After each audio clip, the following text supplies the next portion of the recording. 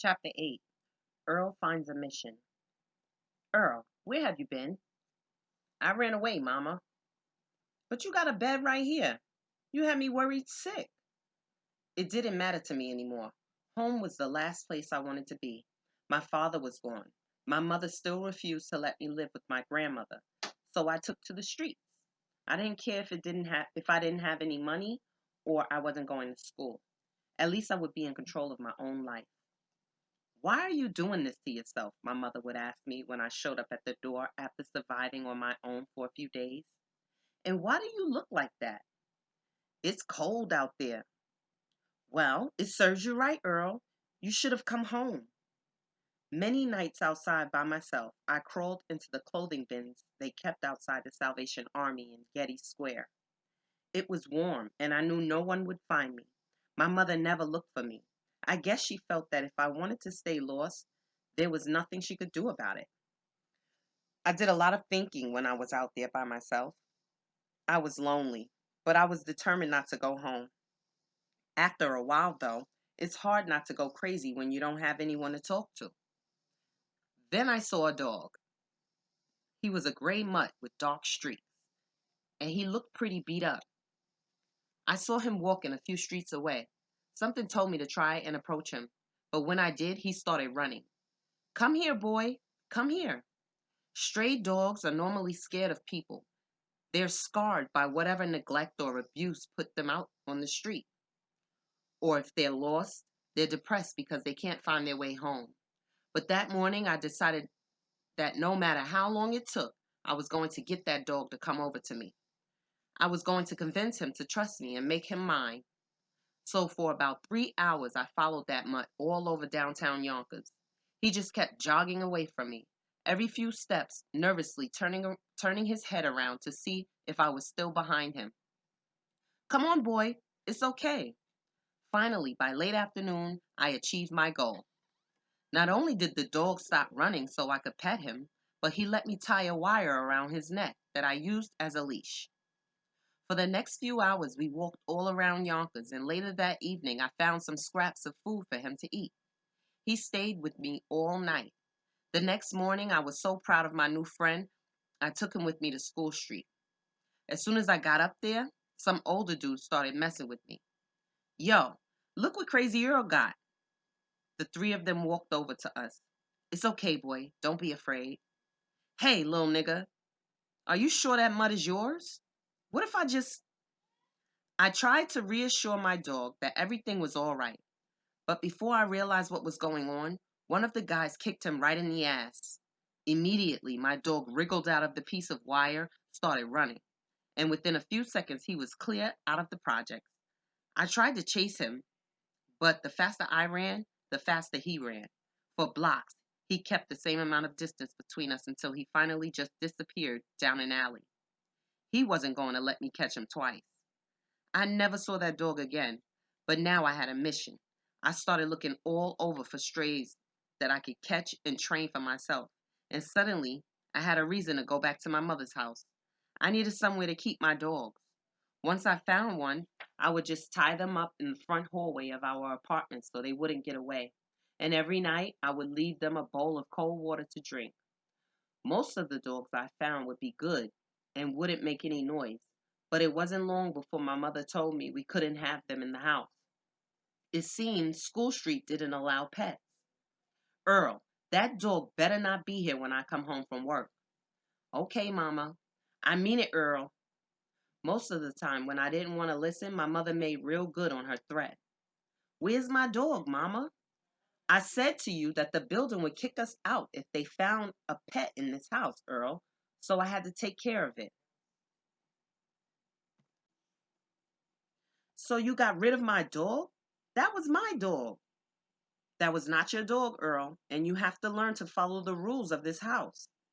So then I started hiding them from her. I knew my mother's schedule, what time she came home and went to sleep, what time she got up in the morning. I just had to make sure that Uncle Pinky wouldn't snitch. Didn't your mother tell you not to bring that dog in the house? He would say when I walked in the door with a new friend. After midnight, everyone would be asleep, but Pinky would be lying on the couch. Yeah, I know, Uncle Pinky, but I can't let him go. He has nowhere to go. One dog I hid under my bed for a few days actually gave birth to puppies. I didn't know she was pregnant until one night I peeked under the bed and saw the whole litter. The puppies were still covered in all the blood and placenta. It took me a while to get rid of them all. When it became too much trouble to hide the dogs, then the roof became my place. School Street only had 12 floors and we were on 11, so I only had to walk up 2 flights to get up there. It was never locked.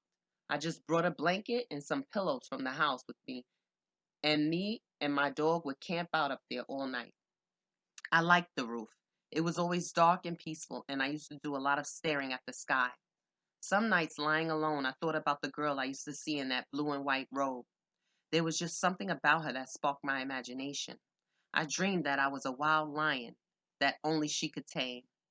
I was a savage, and she was my princess, the only woman who could ever control me.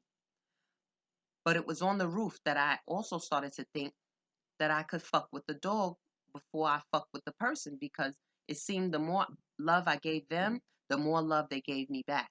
And dogs didn't know betrayal. All I had to do was hug them, feed them, and I knew that I didn't have to worry about a thing because as soon as that roof door started to crack, my dog would growl and start to protect me. It was the same way on the street. Once I got a dog to trust me, he was loyal to me and wouldn't let any harm come my way. And when I noticed how everyone was scared of them anyway, how when I was with my dog, the older kids that would normally try to diss me and take advantage of me suddenly started to move away. They gave me the heart as a young nigga to deal with anything that came up the hood. See, there's a little bitch in everybody. You just have to find where it's at. Most of the time, a person is more scared of a dog than they are of a gun because if you put a gun in someone's hand who's not ready to use it or doesn't know what he's doing with it, that gun is useless. But it's never like that with a dog. Bullets go straight, but a dog will always stay on target.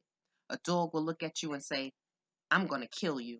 And if the master says so, will chase you around for hours.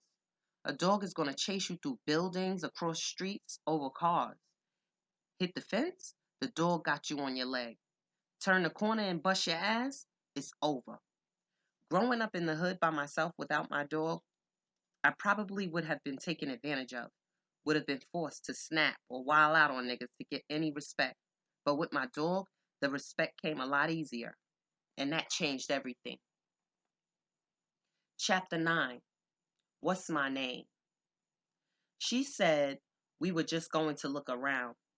But the day we went to visit Children's Village School for Boys, my mother had me wearing a pair of orange slacks with a yellow button down shirt and black shoes. Not only did the outfit make me doubt that we were just there for a tour, but it also gave the other kids a first impression of me that would be very hard to overcome. I was the only one on the campus who wasn't wearing jeans and sneakers, but I was supposed to be the straight thug. It was lunch hour when me, my mother, and a social worker named Charles White walked into Crolius to meet Miss Santos, the head of the college.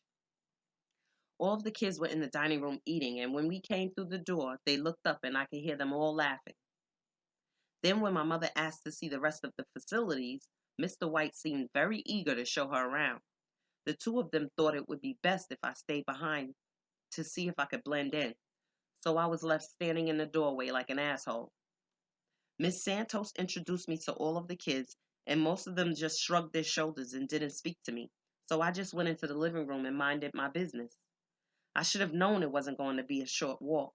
My mother and Mr. White didn't come back for over an hour. So how do you like it, Earl? My mother asked me. It's all right. Well, I think you're going to stay here for a little while. What? Mama, you mean I'm not going home? Let's just see how you like it. I was in shock. I knew we were coming to a group home, but I never thought my mother would drop me off at one with no warning. I didn't even have any of my clothes with me. You mean I'm staying right now? You're staying right now.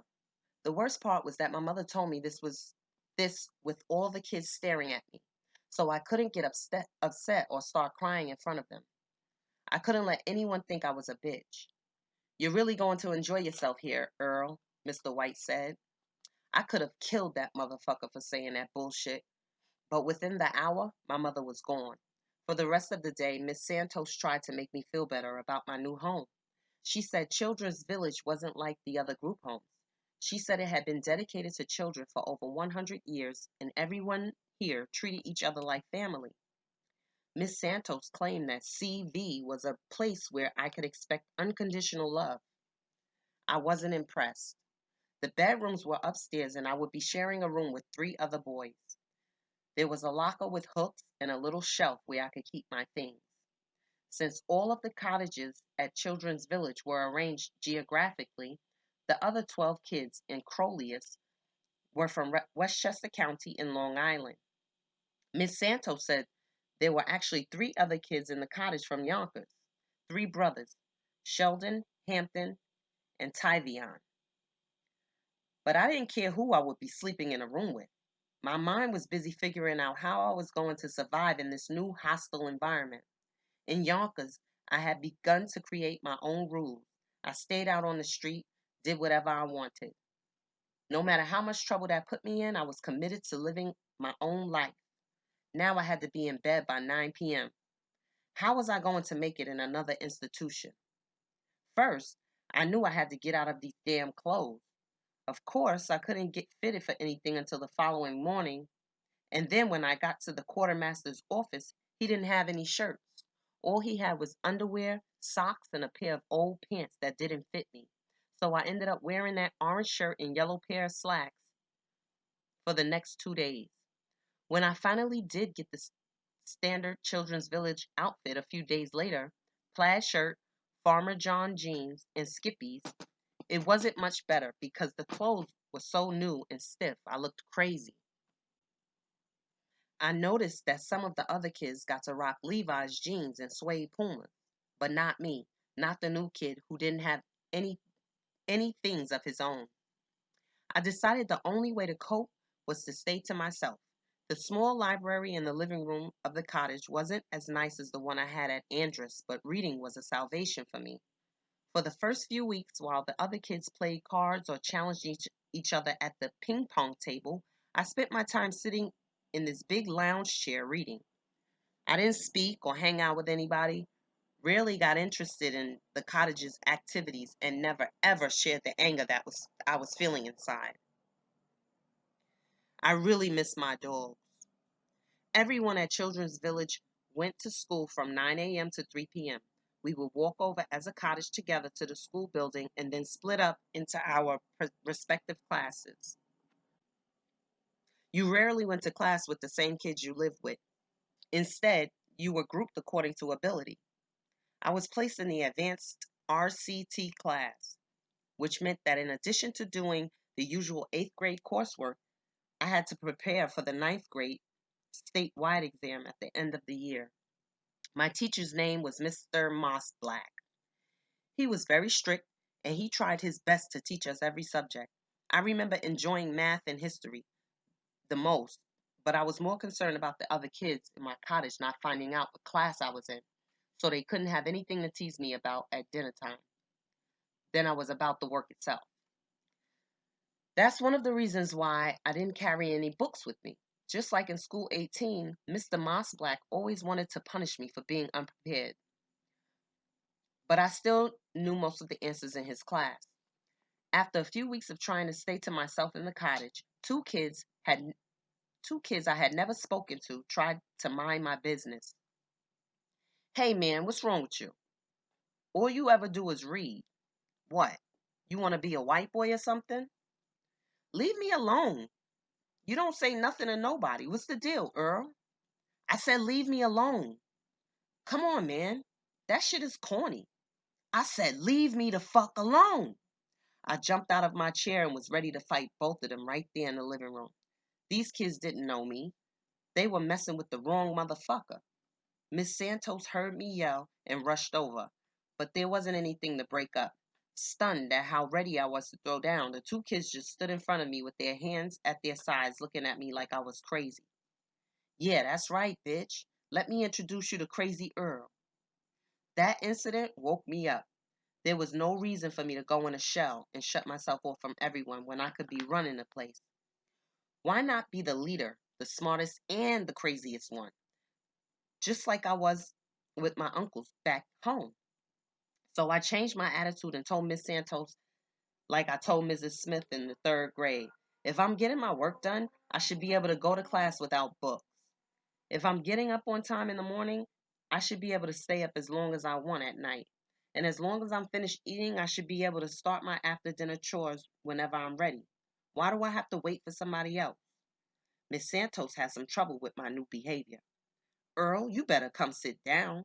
She used to yell at me when I would jump up from the dinner table to rush and start the dishes so I could be the first to get chore money. Then in the morning, I would try to be the first to make up my bed so I could be the first to get to school.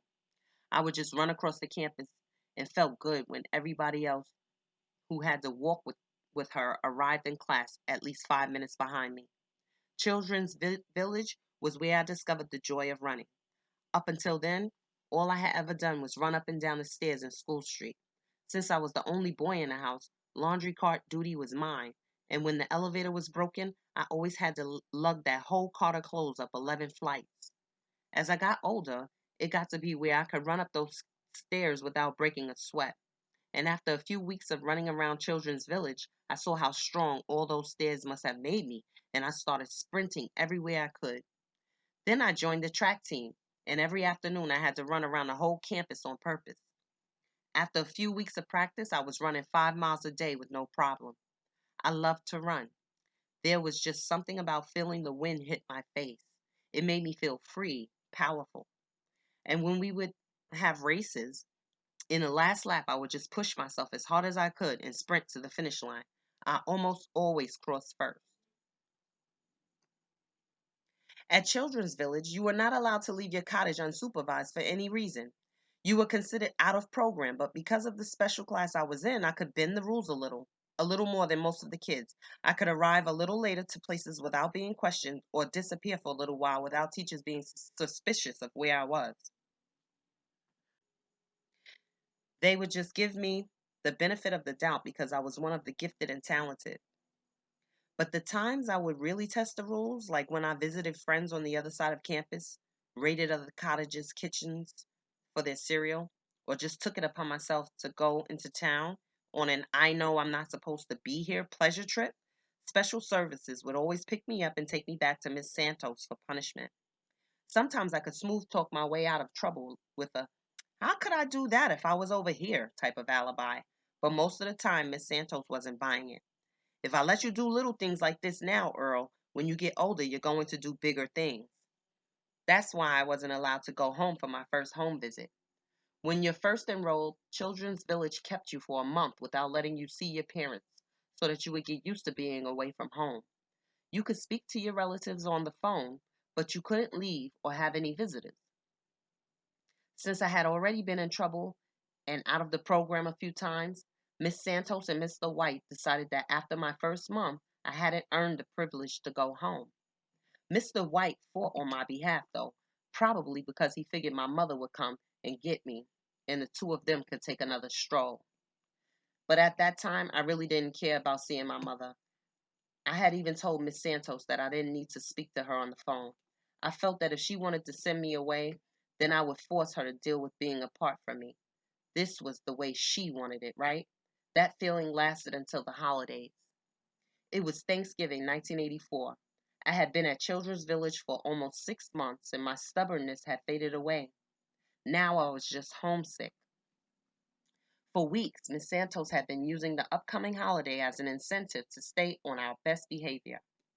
You better behave, boys. Remember, you have a home visit coming up. And we listened. I was looking forward to being back in Yonkers, going over to my grandmother's house, running around with my uncles, finding some more stray dogs. But on the morning that everyone was getting ready to get on the bus, Miss Santos got a phone call. She had spoken to my mother a few weeks before to get permission for me to come home. Now my mother was calling to say that she had changed her mind. There's a family emergency, Miss Santos. Earl is not going to be able to come home today.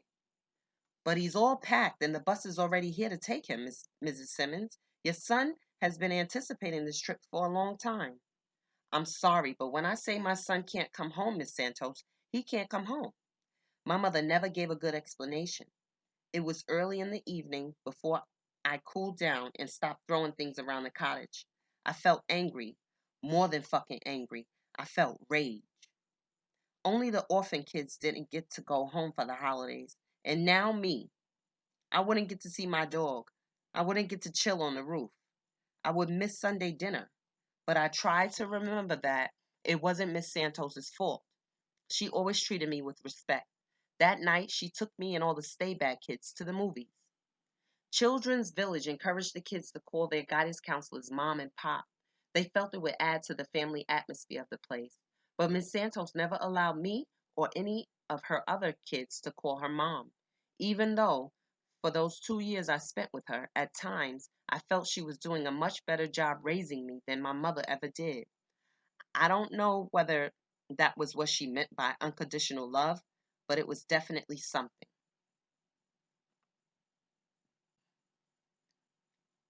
Unlike Andrus, only about half of the kids at Children's Village were white, and even though many of them came from families with money, we all shared the same kinds of problems at home: abuse, neglect, young or single mothers. Living with 12 other people, though, still forced you to learn and get along with many different kinds of personalities. I never got real tight with anyone in my cottage, but after those first few weeks, we all became friendly enough. There was Michael Wisniewski, Patrick Cheney, and this big doofy white kid we used to tease about having a big nose named Charles. It didn't help that his last name was Sniffin. Sniffin! We used to yell at him with our noses stuck up in the air. There were the three Corey brothers from Yonkers who used to keep getting dismissed from CV and somehow end up right back a few days later. Aaron was the smart tattletale kid in Mr. Mossblack's class who never wanted to leave me alone. A lot of kids in Children's Village came from all over the country, so not only did a lot of folks have different accents, but they also liked different music. It wasn't uncommon to hear some weird punk or country stuff playing out of another cottage. That's why I was glad the cottages were arranged geographically, because there was one thing the kids from New York and Westchester had in common, and that was the love for a new kind of music: hip hop music. This was the I Want My MTV era. Tina Turner was making a comeback with her What's Love Got to Do with It record, and Prince and Michael Jackson were tearing it up. Rock and big time R&B were all over the place. But if you were a black or Puerto Rican teenager growing up in the early 1980s, you were quickly moving away from rhythm and blues, because when you first heard a beat and a rhyme, you knew that hip hop was your shit. Most afternoons in the cottage after school, someone would bring their boombox down to the common room and turn on the radio to 98.7 Kiss FM or WBLS, New York's two R&B stations. At the time, those stations weren't playing hip hop because the music was considered too ghetto for their 25-year-old audiences and was thought of as nothing more than a passing trend. But occasionally, a jam with a hard enough bass line would come over the airways, and kids could spit a rhyme over the top of something by the Gap Band or Donna Summer. I didn't know anything to say, never thought of a rhyme in my life, so I would just stand to the side and jam to the music. Miss Santos tried to discourage us from rapping. She said it was silly to talk over someone else's singing. But rhyming to the radio became more and more fun as kids started challenging one another to see who could say the flyest or freshest rhyme. It didn't take long for me to start feeling left out. So the first weekend I was allowed back to Yonkers, I made sure I stayed up to tape record Mr. Magic's Rap Attack show off the radio. Each week during this 3.5 hour set, Mr. Magic debuted a few exclusive tracks he knew his audience would have never heard before. The night I was taping, I heard Houdini's 5 Minutes of Funk for the very first time and got an idea. Ain't nobody gonna know about this, I said to myself before I spent the next few hours memorizing the song's second verse. It was brand new, in the middle of the master mix, so I just knew I could take it back to the children's village and say it like it was mine. Now sit back, relax, put on your headgear, get ready for a trip through the atmosphere. The plan worked like a charm. The kids in the cottage gave me props for coming up with a hot rhyme, and my love for all things hip hop had begun. During my next home visit, I began to notice that more and more kids in YO were getting into hip hop. Everyone was rhyming or DJing or breakdancing, tagging on a wall, or doing the electric boogie somewhere in the park. And if someone didn't have any of those talents, then they were just becoming B-boys. A B-boy was somebody who just stood on the corner looking cool. He didn't do anything, just stood there and represented hip hop. But he knew the right outfit. He knew how to rock the gazelle glasses with the Kango hat and the shell toe Adidas. He always kept his heels together and his feet pointed outward. Maybe he carried a boombox or occasionally tagged up somewhere, but his main job was just to stay in the b-boy stance. Seeing all of this go down, I knew that I had to find my niche. So one day I started beatboxing. At first, I didn't know what I was doing, but once I taught myself how to make 3 or 4 different sounds with my mouth, I got more confident. It's all about how you press your lips together. After a while, I could mimic some of the beats that I heard on the radio, and I started going up to cats on the street challenging them to a mini beatbox battle. Yo, you beatbox? Yeah, a little bit. All right, well, let's go head to head. Let me hear something. It was around this time that I met Reddy Ron. Reddy Ron was from Brooklyn, and he was the best rapper that I had ever heard. I thought he was nice to the point that no one on or off the radio could fuck with him. Ron liked the aggressive attitude he saw me have around the way, and one night asked me to do a beat for him while he rapped. Ron could rhyme for like 5 or 6 minutes straight, so I remember having to keep my mouth moving for a real long time. But I did it, and right after that, he asked me to be his partner. Ron was 27, more than 10 years older than I was, but it was cool because I didn't hang out with many people my age anyway. And when he said he wanted me to roll with him, to be with him wherever he would perform or do small shows, I agreed without a second thought. But I need a name. DMX was the name of one of the best early drum machines a lot of kids were using, and since I felt I was nice with the beats, I took that. It was strong, powerful. I liked the 3 letters and thought that it would be cool to make them stand for different things. So when I went back to Children's Village after my home visit, I was no longer Earl Simmons or even Crazy Earl. I was DMX. DMX, the beatbox enforcer.